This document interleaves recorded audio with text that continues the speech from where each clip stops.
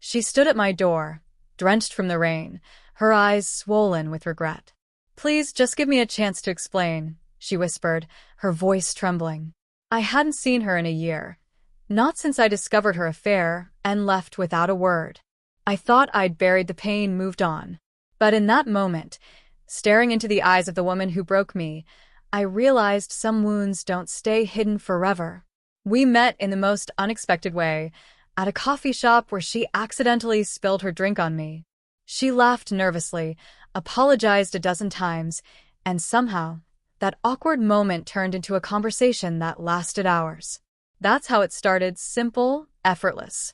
It felt like fate had its own plans. Our relationship grew fast. She was everything I thought I wanted, smart, funny, with a smile that could light up any room. We talked about everything, our dreams, fears, plans for the future. I felt like I'd found my person.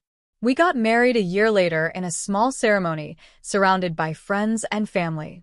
I looked into her eyes, promising to love her forever, never imagining that one day I'd be looking into those same eyes filled with guilt and regret. The first few years were good, really good. Late-night talks, spontaneous road trips, lazy Sundays spent wrapped up in each other. We were a team, or at least that's what I believed.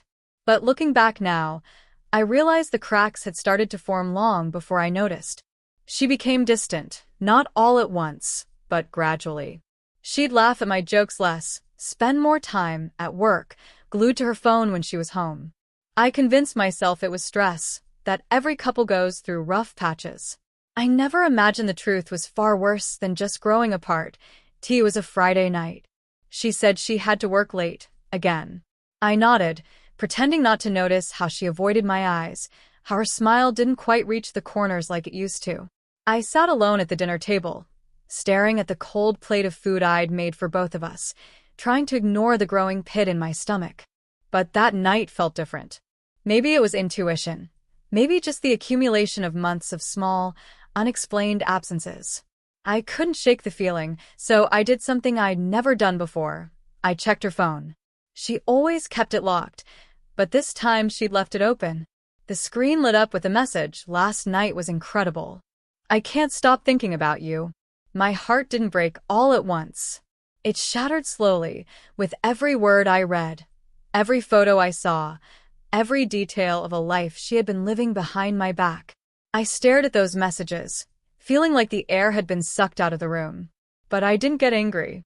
I didn't wake her up to confront her. I didn't even cry. Something inside me just shut down. I realized that words wouldn't fix anything. There was nothing left to say. So, I packed a small bag, just the essentials. No keepsakes, no reminders. I left my wedding ring on the nightstand, next to her phone, and walked out the door without making a sound. No note. No explanation. Just silence. As I closed the door behind me, I thought I'd left the pain there too. But pain has a way of following you, no matter how far you run. Leaving was supposed to be the hardest part. But it wasn't. It was waking up the next morning in an unfamiliar place, realizing that the life I'd built was gone. That was the real heartbreak. I moved to a new city, far from the memories. A small apartment with bare walls, a mattress on the floor, and nothing to remind me of her. No wedding photos. No gifts we exchanged. Just empty space and the echo of what used to be. I thought if I stripped everything down to the basics, I could rebuild myself without the pieces she'd broken. The first few weeks felt like I was on autopilot. Wake up, go to work, come home, stare at the ceiling until sleep finally won. Even sleep wasn't an escape. My dreams were haunted by her face, her laughter, the warmth of a love that now felt like a lie. I'd wake up with my heart racing, reaching for someone who wasn't there, someone I didn't want to be there anymore. I avoided people. Conversations felt exhausting because everyone wanted to know, "Are you okay?" And how do you answer that? "No, I'm not okay. I'm unraveling." But you smile, you nod, and you lie because it's easier than explaining the emptiness. I thought work would be my escape. Deadlines, meetings, endless tasks to keep my mind occupied. But grief is clever. It hides in the smallest things. In the empty chair across from me at dinner. in the song playing softly in the background of a coffee shop, in the way strangers held hands like nothing could ever break them. There were days I hated her, really hated her. For the lies, the betrayal, the way she made me question my worth. But there were also days I hated myself more. For not seeing the signs, for trusting blindly, for believing that love was enough. I'd replay every moment in my head, wondering what I missed. Was it the late nights? The fake smiles? The distant hugs? How did I not see it? I tried dating once or twice, but it felt empty, like trying to fill a broken glass. No matter how much I poured in, it would always leak out. I wasn't ready. I was still holding on to something that wasn't even real anymore. I'd compare every laugh, every touch, every conversation to her, and not because I missed her, but because I was trying to understand how someone could pretend so well. But healing isn't linear. It's not a straight path. Some days I felt strong, like I was finally moving on. Other days, I felt like I was drowning in memories I didn't ask to keep. It's funny how grief doesn't announce itself. It sneaks up on you. In the grocery store when you pass her favorite cereal, in the way the sunlight hits the floor exactly like it did in your old living room. And then, slowly, things started to change. Not in big, dramatic ways. Just small shifts, a laugh that didn't feel forced, a night of uninterrupted sleep, a morning where I didn't think of her first thing. I found new routines, new people, new reasons to get up in the morning. I learned to enjoy my own company, to find peace in silence instead of fear. I started writing again, something I'd given up when we were together. I picked up hobbies I'd neglected, met people who didn't know my past, who saw me for who I was, not who I used to be. I thought I'd left her behind, that I'd buried the pain deep enough to forget. But pain has roots, and sometimes those roots find their way back to the surface, often when you least expect it. Like the day she found me again. It was an ordinary day, the kind you don't expect to remember. I had just gotten back from work, grocery bag in one hand, keys in the other. The sun was setting, casting a soft orange glow through my apartment window. I thought it was just another quiet evening, another small victory in my journey of moving on. Then there was a knock at the door. Soft, hesitant, almost unsure. I wasn't expecting anyone. Maybe a neighbor, I thought, or someone delivering a package. But when I opened the door, it wasn't a neighbor. It wasn't a stranger. It was her. She stood there, drenched from the rain, her hair clinging to her face, her eyes swollen and red, haunted by the same ghost I'd been trying to bury. She didn't look like the woman I left behind. She looked smaller, fragile, like life had carved its regret into every line of her face. For a moment, we just stared at each other, the silence between us louder than any words could ever be. Her lips trembled as she tried to speak, but the words got caught in her throat. Finally, she managed to whisper, "Please just hear me out." I should have slammed the door. I thought about it, but curiosity, or maybe closure, held me in place.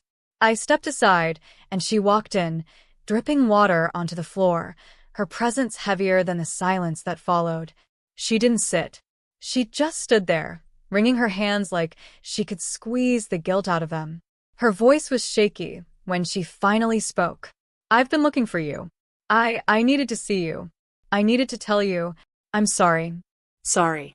That word felt like both too much and not enough. I leaned against the wall, crossing my arms, my face blank even though my chest was a battlefield. "A year," I said quietly. "And all you have is sorry?" Her eyes filled with fresh tears, spilling over as she choked on her words. I was wrong. I was selfish. I don't know what I thought. I made the biggest mistake of my life, and I've been living with it every single day since you left. She talked about her regret, her sleepless nights, how the affair meant nothing compared to what she lost. She told me about the silence that followed when I left, how she thought I'd come back, how she realized too late that I never would. And I listened, not because I wanted to forgive her, not because I missed her, but because I needed to hear it, to confirm what I already knew, that walking away was the best decision I ever made. When she finished speaking, the room was filled with nothing but silence, the kind that presses against your chest, heavy and suffocating. She looked at me, her face drenched in tears, searching for something, hope, maybe. A sign that I'd say the words she desperately wanted to hear. But I didn't. I just stood there, letting her regret fill the space between us. After a long pause, I finally spoke, my voice calm but firm. You know, I used to replay the day I left over and over again in my head, wondering if I should have stayed and fought for us. But standing here, right now, I realize I didn't lose you. You lost me. Her face crumbled, her knees almost giving out as she whispered, "Please, just give me one more chance. I've changed. I've been miserable without you." I shook my head gently. "I'm glad you found me," I said softly. "But not for the reason you think." She stepped forward, reaching out like she wanted to touch me, to close the distance, but I stepped back, the space between us growing wider than the years that had passed. "I forgave you a long time ago," I continued. "But not for you. I forgave you because I needed to. I needed to be free from the anger, the betrayal, the pain. And I don't hate you. I don't love you. I just don't feel anything anymore." Her tears fell harder, her body shaking with silent sobs. But there was nothing left to say. No words could undo the damage. No apology could stitch the pieces back together. I walked to the door, opened it slowly, and without looking back, I said the final words she'd never forget, goodbyes. And just like that, I closed the door. Not just the one in front of me, but the one in my heart. As the door clicked shut, I stood there, not because I was holding on to something, but because I was finally letting go. The silence that once felt suffocating was now liberating. For the first time in a long time, I wasn't haunted by what-ifs or maybes. There was no more need to rewind the past, searching for answers in places where none existed. I realized that healing isn't loud. It doesn't come with grand gestures or dramatic apologies. Healing is quiet. It's in the mornings when you wake up and don't feel the heaviness in your chest. It's in the simple act of breathing without pain, smiling without forcing it, and looking in the mirror without seeing a reflection defined by someone else's betrayal. She came back looking for forgiveness, hoping my heart was still a place she could call home. But what she didn't realize is that I had already moved out. I had packed up the pain, the heartbreak, and the memories, and left them behind long before she knocked on my door. Forgiveness isn't a gift you give to the person who hurt you. It's a gift you give to yourself. It's choosing to no longer carry the weight of someone else's mistakes. I didn't forgive her because she deserved it. I forgave her because I deserved peace, freedom, and the chance to write a new story, one where she was just a chapter, not the whole book. So, if you're waiting for closure, for that one moment, that one apology to set you free, let me tell you this: it won't come from them. It comes from within. It comes the day you decide you don't need their words to validate your worth. And sometimes, the most powerful closure doesn't come from hearing, "I'm sorry." It comes from standing tall, walking away, and saying, "I'm done." Because the truth is, the strongest goodbyes are the ones where you don't look back,